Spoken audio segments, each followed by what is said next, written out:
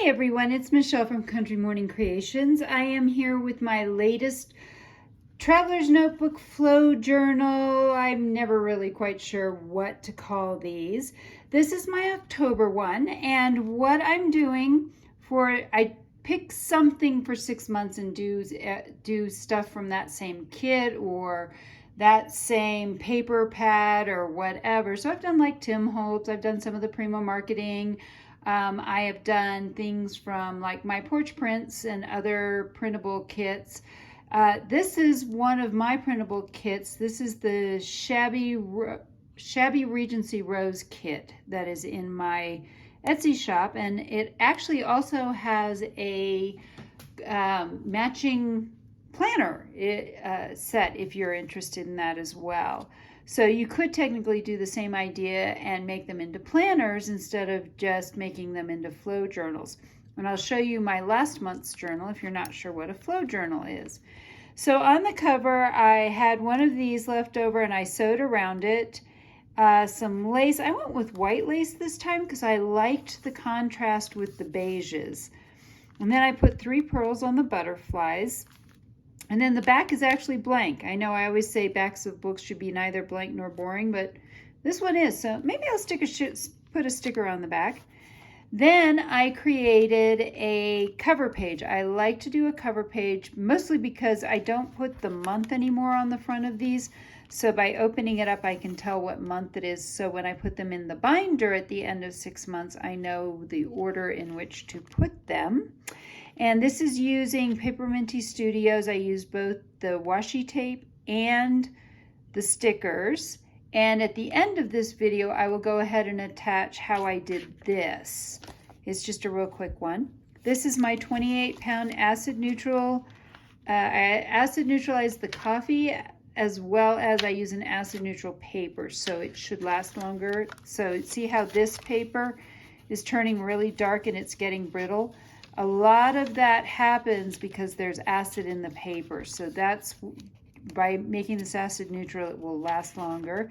But this is an old vintage paper, which I'm realizing I put it in upside down. Well, that's okay. My journal, no big deal. Anyway, and it's in Spanish, and I get these from Monahan Papers. They're great.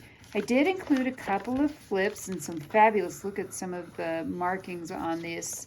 If you're interested in how I coffee dye my paper, I don't use an oven. I call it the lazy girl hack because no oven required. That is going to be in the description box below.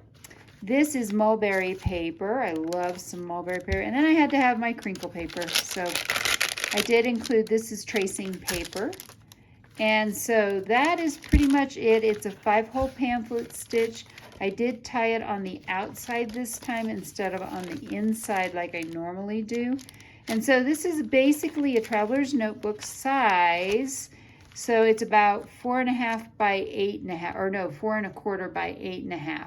I don't like to cut the extra just 1/4 of an inch off the top of our American paper. If I was in Europe, it would be the right size. All right, so that is that. I'm going to set that aside. We'll go through my September journal. This one I really love. I wanted to go for that very lacy look. However, what I learned is I put this rose, which sticks up quite a bit. It was a challenge to write on, so I'm learning the value of trying to keep your covers flat when you're using. If it was the cover of this, it would have been fine, but inside that has gotten it, and that was my September cover. And then a flow journal is literally where I get up in the morning and I just start writing, and sometimes it's about things that has happened before. Sometimes it's planning my day. Sometimes it's talking about stuff I'm going to do. And then I do flips, and I always do a little collage on each page. One of the things I started doing, I have so many stickers from Paperminty Studio, these are all from her as well, that I have started doing a thing where I will close my eyes and pull out 3 stickers and use 3 sticker sheets and just use those sticker sheets. We went to the Flying W Ranch, so I went ahead and taped that in here as well. So that's what I like about some of these extra papers is their great thing to do this. I have a picture I'll probably tape in here or stick in here too as well. I'm trying to get better about doing that. So as you can see, and I'm still seriously loving this sepia toned ink. I use a fountain pen, and I love writing with a fountain pen. I started out with pencils, then I went to regular pens, which I went through about a pen every 2 weeks because I write so much, and so I went to fountain pens so it's easier to just fill it with ink. And there we go. That's pretty much the end of September.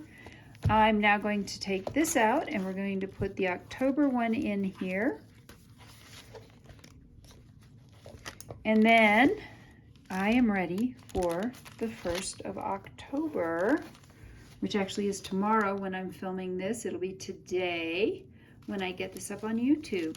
And if you're interested in finding more out about how I did this reusable book cover, or I make these journals, or I make the binder that these all go in, that is a class on my Etsy shop, and I will also include that link in the description below. So I hope I've inspired you to be creative today.